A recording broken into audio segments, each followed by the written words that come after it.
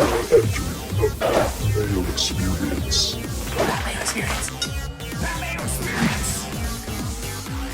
Mayo Experience. Experience. Welcome to the Pat Mayo Experience, doing an update. It's September 1st, so the 2020 Fantasy Football Rankings update, injury news, and whatever else is going on to get you ready for your drafts. We got drafts coming up this weekend, and finally, news is coming hot and heavy to this. If you missed the NFC win total show, I don't know what's wrong with you. That show is already out on Mayo Media Network YouTube page. Please subscribe to that. Let's get that up to 10K before the season starts. We have a slew of huge shows coming at you, even some special shows. I'll get to that in a second. And tomorrow, the AFC win total show, the better of the two shows, although they're both very good. You can check all of those out in the NFC right now, and you can check out AFC tomorrow. We got MMA, and then more football coming up later on in the week. My rankings updated on DKNation.com. You can find the link to that in the description of this video or podcast. And hey, week 1 is almost here, which means the Pat Mayo Experience Listeners League link is now available. You can find that in the description of this podcast or video. 4,000 spots, $15 to play, 3 max entry, and the best part, no rake. And if we fill this super quickly, we might get a second one, or we'll just make it bigger for week 2. When I said I had some special announcements, those will be coming up at the end of the week. I have a new show launching, not with me in it, but for showdown purposes on Mayo Media Network once a week if you want to get in on DraftKings Showdown. And I have some guests. It's new Sunday morning guests, new Monday morning guests, but one guest will never change, as it appears. The rankings, debate, guest on the line right now from theathletic.com. It's Jake Ciely. What's going on, my man? Yeah, we're about 9 days, if I'm doing that. Well, depending on when you're watching this in your area, until the football season starts. Yeah, it's going to be great. I'm so excited. I get this way for football every single year where I just get super jazzed up. And then by week 5, I'm like, oh my gosh, can I just have a bye week? This would be fantastic. It's not like week 5. It's like week 9. It's like, oh man, we're like halfway through this. We still have 2 months to go. Not great. I don't know. I kind of feel like me personally, knowing you, I feel like you do hit that around week 5 or 6. It's usually I feel like it's with the waivers. You just kind of get tired of updating them. Yeah, so I'm going to kind of scale back. That's a big announcement for the Monday. I'm transitioning that from just a pure waiver wire show to more of a general Pat Mayo Experience show that will also include the waiver wire. I'll do the column that will generally be out either Monday mornings or midnight on Sunday directly after the game ends. But I'll have a full release schedule for everything that's going on once it's all firmed. Contracts are signed. There's no real contracts. I just have to confirm that the guests are going to be there. But tentatively, Jake, it does seem like the Monday show is going to feature me, from Fade the Noise, Chris Meany, and from DraftKings Live, Gary and Thorne back together for the first time in 4 years. I know. I remember that old show. That's some good times, although I feel like a lot of people are like, wait, which one's which? When you first started, it's 2 Canadians, similar shirts, similar haircuts, although Meany's got that woodsman look now, so now you'll be able to distinguish them more. Yeah, Meany moved to the wilderness, so he looks like a lumberjack at this point. But yeah, they're known commodities now. Back when we first started, we were all just people in the office together. Now we're in 3 separate locations. I'm really looking forward to that, though. But enough of this. Smash the like button to the video. Tell me your biggest injury concern heading into drafts for the 2020 season. And if you're listening to the audio podcast, please rate, review, and subscribe. May as well tell a friend while you're at it. Oh, I forgot to mention Kentucky Derby show with Ben Raza and Cam Stewart coming out on Wednesday as well. So be on the lookout for that. Where do you want to start? You want to start with Fournette or what? I mean, I think we have to. It's kind of funny. You need to, but it's kind of beaten into the ground yesterday. So, I mean, we can definitely jump into it. Yeah, I had a short video that I released up on my YouTube page kind of laying out what's going on. I guess my question to you is, I randomly, in my keeper league, I have my 3 keepers kind of in, and we play with this shirt called a rule called a red shirt keeper, which means if you drafted a player last year but did not play them throughout the course of the year, they're essentially a free keep in the same round that you got them. You don't lose the round of eligibility. You don't lose a year of eligibility. So I actually have 2 picks with this.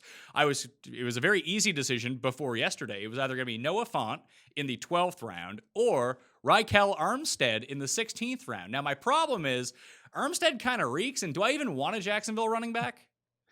You do, just not Armstead. So I'm going to, I definitely will. I did the same thing in the podcast yesterday. I am taking a victory lap on this one, and it's not because Fournette got released.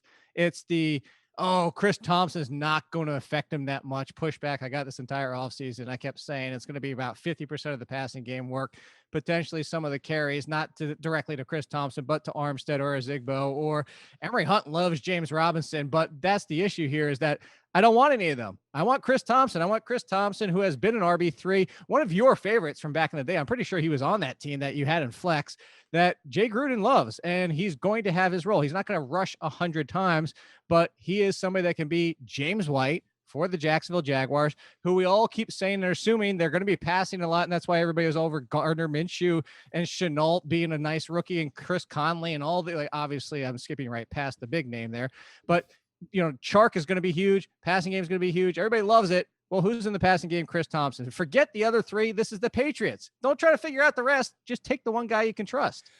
I'm with you in terms of the guy that you want on your team as a bench fill-in guy for injury, flex play with some upside, Chris Thompson. 100% with you on that. But I don't necessarily agree that this is the Patriots. I can see them deciding on one of these guys to be the starter, and that person commanding like 65% of the backfield, which is not super valuable in Jacksonville, considering Leonard Fournette had 99% of the backfield and was like barely a low-end running back one. Now, a lot of it had to do with he had no touchdowns, but he was involved in the receiving game, which we did think would go to Chris Thompson a little bit.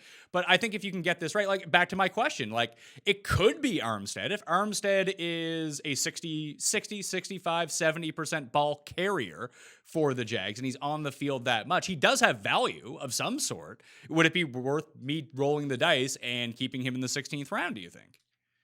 You could, but he's also missed practice for almost a full week now, and that's the concerns here. And that's why James Robinson's become a name who, I actually think that he's somewhat like Frank Gore, but like Frank Gore is prime, but also not like, let me break this down for everybody.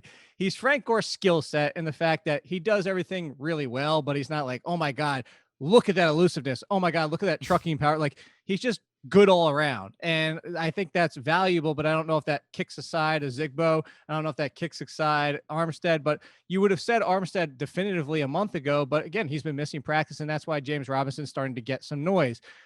I guess Armstead is fine, but I don't even know if that 65% in this backfield means that much, because it's not going to be passing game work. As you just mentioned, Leonard Fournette only had 3 rushing touchdowns. He totaled 1,700 yards last year and 3 touchdowns, almost 1,700 yards. So even if Armstead is the guy, is that even going to, here's the question, I'll kick back to you. Is that even going to be more valuable than Chris Thompson? And I'm not saying that, like, you already agreed that Thompson's the only one, but my point is like, instead of chasing the other guys, I guess for your situation as a 16th round keeper, it's worth it. But what I'm cautioning everybody, if you're going to start taking Armstead in the 6th, 7th, 8th round, I think I would just wait and take a flyer on James Robinson, or just avoid it. Yeah, I have him ranked just outside the top 100 in my top 200 overall when I did the update of the rankings. It was right around Chris Thompson. I actually had him slightly ahead because I think it's worth the gamble that if he ends up being the guy, he's going to be more valuable, I think at least, than Chris Thompson. Like you mentioned, Chris Thompson's sort of like a low-rent James White in this situation. I'm not even sure. Like, we're still just projecting out what's going to be. Oh, Chris Thompson, he's a pass-catching back. Jay Gruden, he's the new OC. They've played together before. We know what that role is, but it's still Doug Marrone as the head coach. We'll see what ends up happening here. He's got crazy ideas about how much he should be running the ball, and frankly, we both like Gardner Minshew, so we want him running the ball as much as possible. I actually just think like this makes Chark like the only Jag that you really want, and then Chenault, who did have backfield work in college, maybe he gets in the mix a little bit. I think it could be right. I actually kind of projected him in the updates as like Robert Woods, maybe 150 rushing yards, a rushing touchdown or 2, but that's not going to be something you're going to rely on. No, but it's nice to have though. It's nice to have, but it's nice to have for Robert Woods. It's not right. It's nice to have for somebody who might be the 3rd wide receiver. Like that's not carrying your fantasy team to where that's not even carrying his fantasy value to where you trust him in the lineup, because you're not going to predict which weeks those were. The reason it was good for Woods is because he's a wide receiver 2, and it's like, hey, that upside kind of pushes him on the cusp of being a wide receiver 1, because he might do it in the rushing game as well as the receiving, or offset the 2. So I don't think it really comes into value with somebody like Chenault more than if you're like looking at the entire season picture.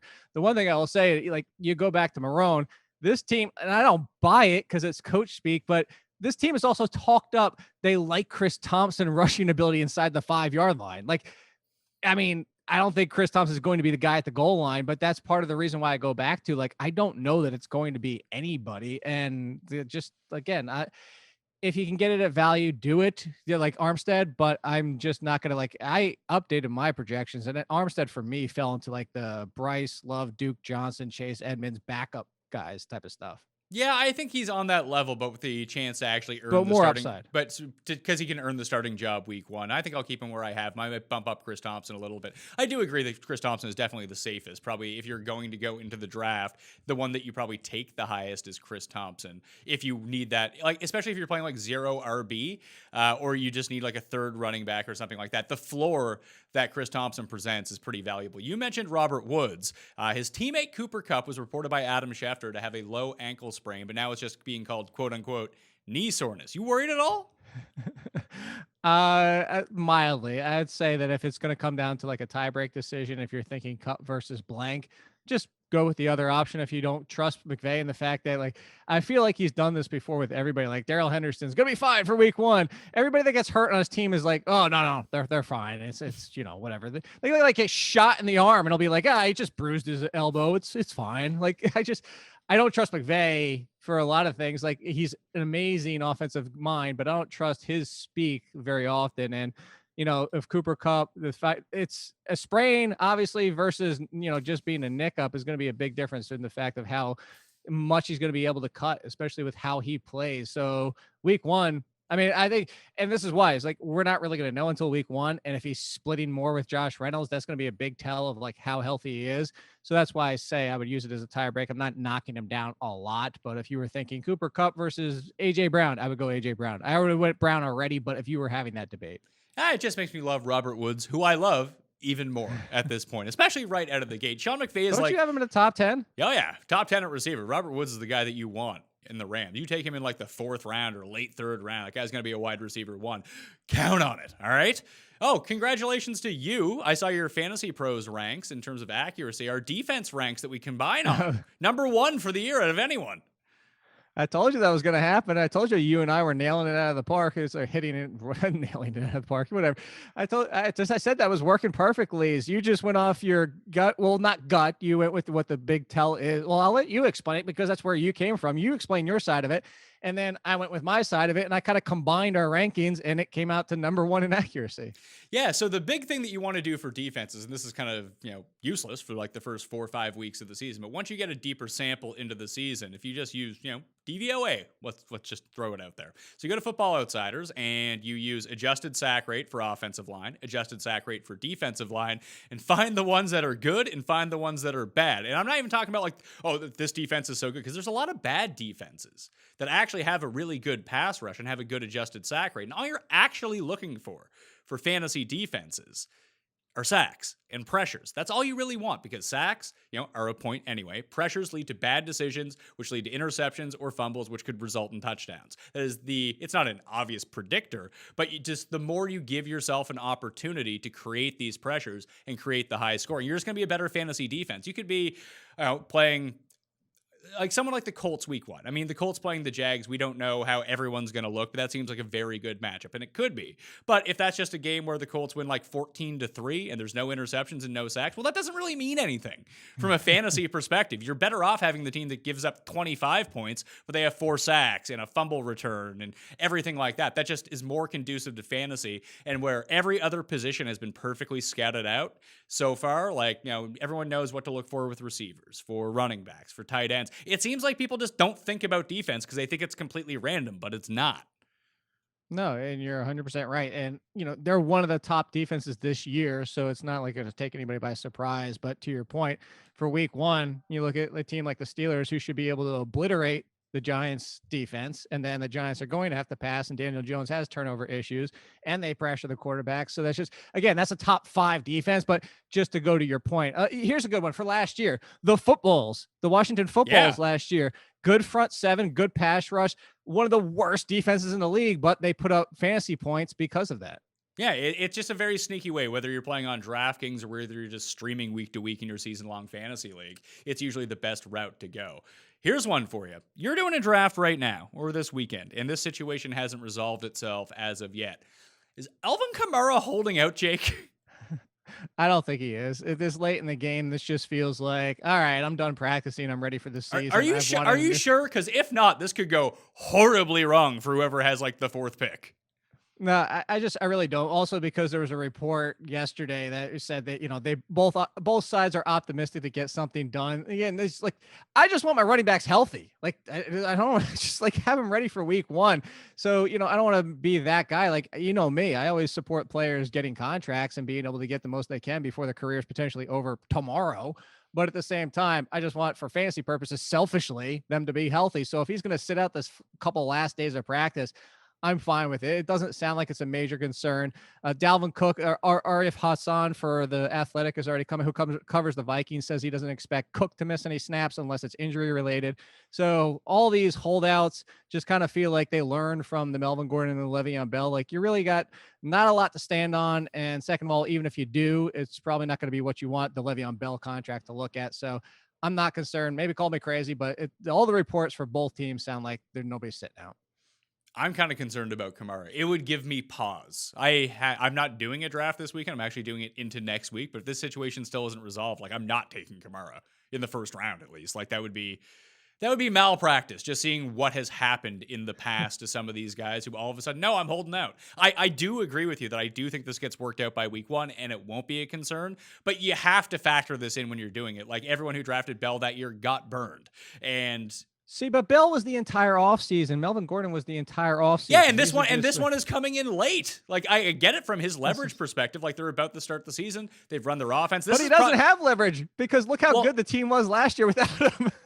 I suppose, but now they've just run all of these camps, and Dwayne Washington was just placed on the COVID list, so that's another guy who's out of that backfield. And so they haven't brought anybody in. Well, they brought in Ty Montgomery, who I guess could be used in an Alvin Kamara. But they brought him in months ago. Yeah, I understand that, but they're still running Alvin Kamara as their lead. They want to give him the touches. He's a part of this offense. I just think that if you're going to do it and want to get money, if you're not looking for the moon and you just want a pay increase for this year, I think this is the way to do it. It seems that way. So let me ask you, who are you more concerned about, Kamara or Mixon? Well, what's even going on with Joe Mixon? He has migraines. Is that even true? Like, some of this news is really confusing. If it's true, we saw what happened to Percy Harvin. Like, migraines are no joke. So, this could be a game day. He can't play if it's true. And that's the speculation everybody's throwing out there. Everybody's speculating and saying, well, this is somebody who's also upset with his contract. And this might just be something you really can't prove. And, you can say migraines and stuff like that. I know there's tests for it, but, you can lie about a migraine to a certain degree. I think that's what people are speculating, is that he's just kind of doing this. There's another one. If he's lying, I'm fine because I just want him healthy for week 1. I'm more concerned about Mixon than I am Kamara, because if Mixon is telling the truth, the migraines could be an entire year situation. That's my concern with Mixon. Yeah, I'm actually more concerned about Mixon as well. I've already moved him down in my rankings in the last update and bumped. Where do you have him? I think I have him at like 16 now overall. Yeah, I have him at 14. I'm behind Jones and Jacobs and Chubb and Drake, and he's right in front of Connor and Gurley. And to tell you the truth, I'd still take Mixon, but maybe to diversify, depending on, like, if I did 10 drafts, I might take a share of Gurley in there. Yeah, well, most people aren't doing 10 drafts; they're doing 1 draft. So you got to pick your poison. So you're saying don't take him. If you're gonna do only 1 draft, no, it depends on what you're doing. Who did you go with first? If here's a good one. If you took Kamara, don't take Mixon. If you took, Saquon Barkley, then go for Mixon for the pure upside of it. I can see it. I guess it depends on how low he falls. If he makes it past like the midpoint of the second round, I think it's now worth taking that chance. Regardless of whether you have Joe Mixon or not, though, it does sound like having Gio Bernard is going to be key here. We know what he does in the role when Joe Mixon isn't there for like 1.5 games before he also gets hurt, but he's very valuable. He gets all the touches. And you'll know by week 1, basically, whether you should keep him or drop him. That's so funny you say that too. Not the, until he gets hurt part, the drafting Giovanni Bernard, because I've done a couple drafts, just did another one last night. And the funny thing is Chase Edmonds has climbed up into the 8th, 9th round range because of all the concerns of Drake being in the boot. Same guy. But I still got Giovanni Bernard in the 13th round. I'm like, why are you doing one but not the other? I don't get it. Yeah, I don't quite understand that either. Those 2 guys in particular should really be around the exact same price point. I think Edmonds, people see like, and this is a misnomer, and people fall into this trap a lot. It's the same thing with Alexander Madison. It's like, oh, well, even if he's not the starter, he's going to have value. Here's a tip. Don't play Chase Edmonds if Kenyon Drake is active and playing, because he's going to score like 4 points. It's actually the opposite. Gio's still going to be involved in the passing game more so than Joe Mixon. Like, that was the complaint this entire offseason before this Joe Mixon injury popped up, was that he only sees like 3 targets a game. Now he's one of the most efficient receivers in those, but that was the complaint, is that Gio still gets that work. Yeah, but it's not like you're ever going to play Gio Bernard with Joe Mixon playing. Like, that's that's not a good play. No. But this is the trap that people are going to fall into. And that's why I think why you see a gap between Edmonds and Bernard right now is like people have talked themselves into Edmonds has standalone value, which 3 out of the 16 weeks he will. You're never going to know which weeks those are unless Kenyon Drake gets hurt. Then you absolutely want him. But there's a lot of running backs in the backfield who are handcuffs that you would want if the starter was hurt. Like, that's why I love Latavius Murray. No one's playing Latavius Murray if Alvin Kamara is in. If Alvin Kamara is out, you play Latavius Murray. He's a top 5 running back. Like, it's a very easy situation to grasp. Right. But what I was saying, and I completely agree with you, is that a force between the two, and I'm in a PPR league, I could see myself in a slim week, 6 buys, 4 buys, starting Gio as my flex. That was going to be my, no, see, but yeah, and I don't want to, but if I had the choice, I would start Gio before I started Chase, is what I'm saying. I think your like floor for 5 points might be better, but I think I think that the bigger games will still come from Edmonds in the backup role. It could be 0, but it could be 12. Like, the guy that you're talking about for this role is the guy that we talked about at the beginning of the show. Like, Chris Thompson is the good version of this because his role doesn't change. Right. Exactly. Everybody should be drafting Chris Thompson. Did you see these reports out of Kansas City that see like Darrell Williams is now like the backup, not DeAndre Washington? Yeah, I see that. Look, I'm going to paint one picture and say that, like, again, we've talked about a few shows ago that, this is all we have to go off of. Like, we don't have preseason. We don't have anything to really go off besides reports from practices, reports from camp, which the worst part about it now is a lot of them are closing down for the last few days and not even letting reporters in there. But I'm going to give you an example. 2 weeks ago, actually about a week and a half ago, Bryce Love could be the lead for the Washington Footballs. He looks amazing. Looks like that first-round talent he had before getting hurt at Stanford. We've talked about it. I said that I was a big Bryce Love fan, and I could see that happening. And what happens this week? He might not be active in week 1. What the hell just happened? Like, how did he go from looking like the best running back to he might not be active week 1? Might even be cut because they love Peyton Barber. What the hell happened? So that's what I'm going to say with this is, like, I get it. I don't know if I trust the reports. I still think that you just saw DeAndre Washington look good replacing Jacobs when he was hurt. They signed him in the offseason despite having Darwin Thompson and Darrell Williams. I just feel like if something happens, I'm banking on Washington. I could be wrong, and obviously we're going to want the next man up, whoever it might be, but I'm still going Washington. I have Washington still ranked ahead of Williams right now, but I think that in like the end of the draft, and Washington's still going a bit higher now, this might actually help his ADP a little bit, where it was kind of going up. Now it might fall back down a little bit. 12th round, 13th round, take Washington. If you don't get him in like the 15th round, take Williams, like just to see what happens. Like if you have the Chris Harris route. Yeah. Like what's the Chris Harris route? If it's 18 rounds or more, he just takes all 3. Yeah, sure. I mean, that's viable advice for people who play in leagues that, who plays in this type of league? How many people, like, honest to God, for like helping people out, who plays in leagues that have more than 18 spots on your team? I mean, it's I would say it's more possible this year because of people adding bench spots because of COVID and stuff like that. But yeah, even 18 to start with is, I would have said maybe 5%.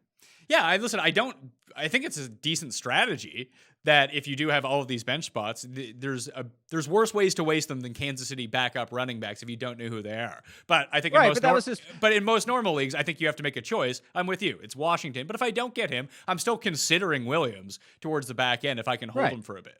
And that's what I was getting at. And I actually think if you are in a deep enough league, that's what Chris Harris's point was, is that you're going to get whoever the guy is. And when it shakes out, hopefully by week 1, we know.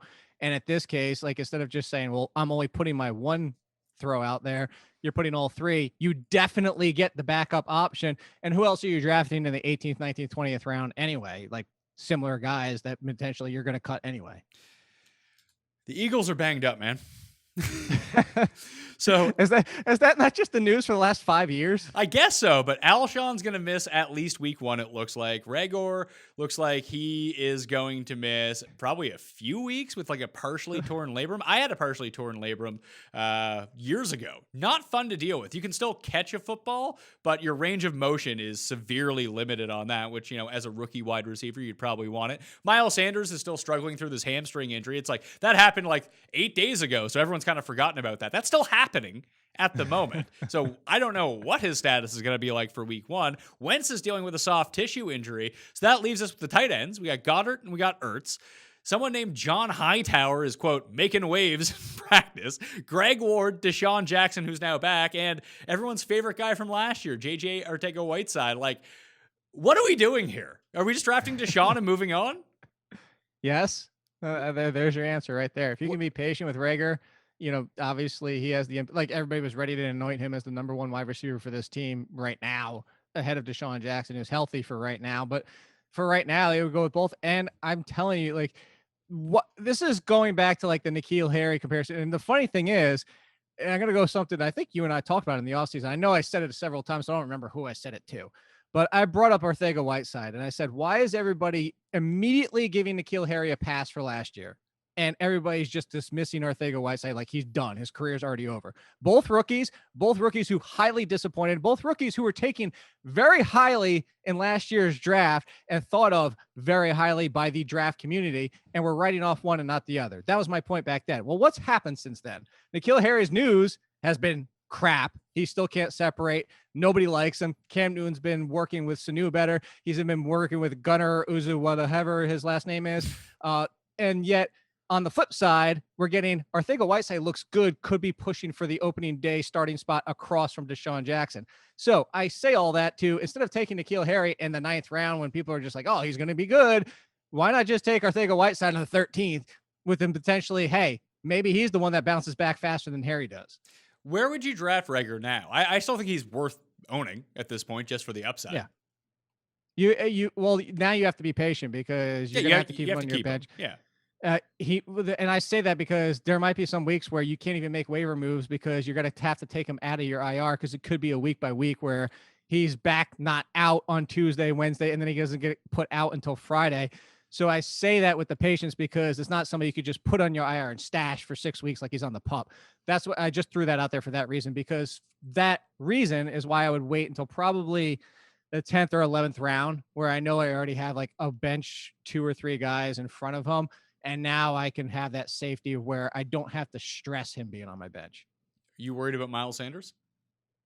Not yet, because they said it was precautionary from the jump off. And, they said that there was one reporter who said, like, if it was a week 1, if it was a game day, he would probably have tried to play through it. So doesn't sound good. Of like, we didn't want him to play through it, but he's going to have almost 3 full weeks off. Again, I just want my running backs healthy by week 1. He's not healthy right now, but it sounds like it's mild enough that he should be. 2 running backs who we left for dead could potentially be starting in week 1 now because DeAndre Swift's leg is, I don't know, a concern, to quote Matt. Nobody knows. To quote Matt Patricia, it looks like Kerryon starting week 1. He's starting in week 1, but so I went from being, I love DeAndre Swift and thinking he could take over and be the lead by week 1. He's just Miles Sanders now. It's going to take a few weeks, but he should be the lead by week 6, 7, 8. Patience. But here's the problem. Again, like Miles Sanders last year, if you're going to draft him in the 6th round, you brought up this point before, people are going to be a little hesitant to, anybody that's in the top 5 or 6 rounds, they're going to be like, well, that's kind of a cost I spent. I'm not going to give up on him now in a trade. So you're not necessarily going to be able to avoid him and buy low. Your choice is going to be draft him and be patient or just avoid him. To update the previous note that Armstead is still not practicing again today, so it looks like Ozigbo is taking the first. James Robinson. The reports that I'm seeing right now is that Ozigbo is taking the first team reps right now. Okay, but we'll see. That's what. No. I wasn't saying like we'll see who like I'm right. I was just saying we'll see how this obviously shakes out because it was funny. Like I think it was just yesterday they were talking about James Robinson was working in the first team. Yeah, so that's a situation to monitor, like all the way up to the time that you draft.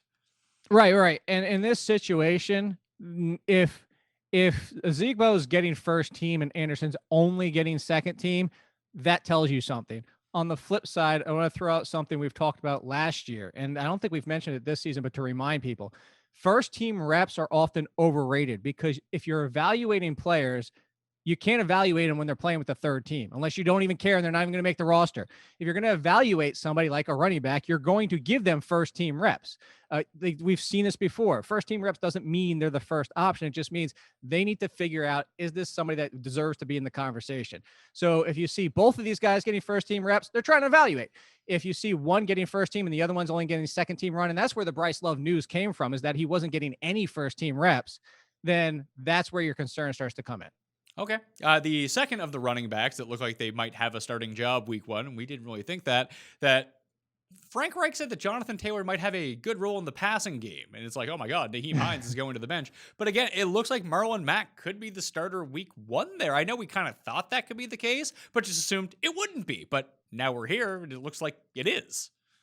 I think we kind of thought that was always going to be the case. We just expected Jonathan Taylor to push him aside week by week, and that, similar to the Miles Sanders comparison that we keep making, that was going to be another situation like that. The concern that we had was, is he going to be involved in the passing game? Because we just talked about Fournette at the top of the show.